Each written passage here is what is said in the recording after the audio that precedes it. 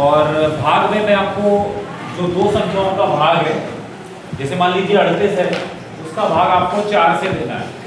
इधर ध्यान दें बोर्ड पे। तो सबसे पहले आपको दिखाना है कि आपको 38 का भाग 4 से देना है। ठीक, इसके लिए आपको 4 का पहाड़ा आना चाहिए सबसे पहले। अब यहाँ पे 4 लिखा है, यहाँ पे 3 लिखा है। बोर्ड पे ध्यान दीजिएगा। पहले यहाँ पे 4 लिखा है, यहाँ पे 3 लिखा है। सबसे पहले ये बताइए मुझे कि 4 के पहाड़े में 3 आता है? नहीं सर। अगर 4 के पहाड़े में 3 नहीं आता है, क्योंकि 38 से पहले तो 3 आ रहा है ना, तो सबसे पहले देखेंगे 4 के पहाड़े में 3 आ नहीं रहा है।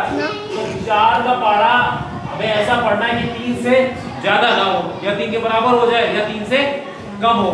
लेकिन 4 के पहाड़े में तो 3 आता ही नहीं।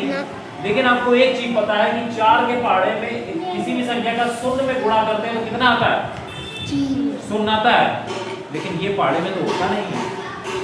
4 शून्य शून्य होता ही नहीं है। तो सबसे पहले अगर आपकी ऐसी संख्या मिल रही है जो पहली संख्या छोटी है और ये वाला नंबर बड़ा है, तो आपको क्या करना है कि 4 का गुणा आप जब शून्य में करेंगे, इधर ध्यान दें, तो कितना आएगा?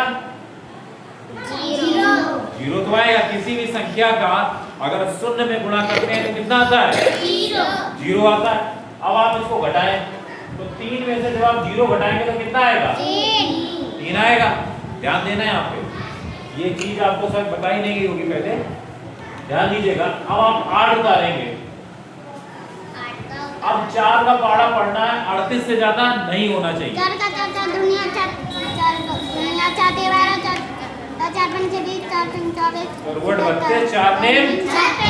4 का पहाड़ा जब आप 9 बार पढ़ेंगे तो कितना आता है? 36। तो आप यहाँ पे 36 लिख देंगे, कोई दिक्कत नहीं। तो जब आप 38 को 36 से घटाएंगे, अब आपको माइनस करना है, तो ये आ जाएगा आपका कितना? 2 आएगा, और 3 में से 3 गया 0। क्लियर? कोई दिक्कत? तो इस तरीके से आपको भाग करना है। सबसे पहले आपको देखना है कि जिस संख्या का आप भाग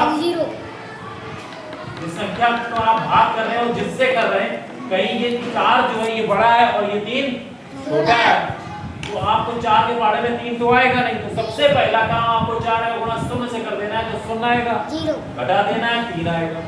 पहले तो 0 ही आएगा ना। इस चीज का ध्यान रखना। ठीक।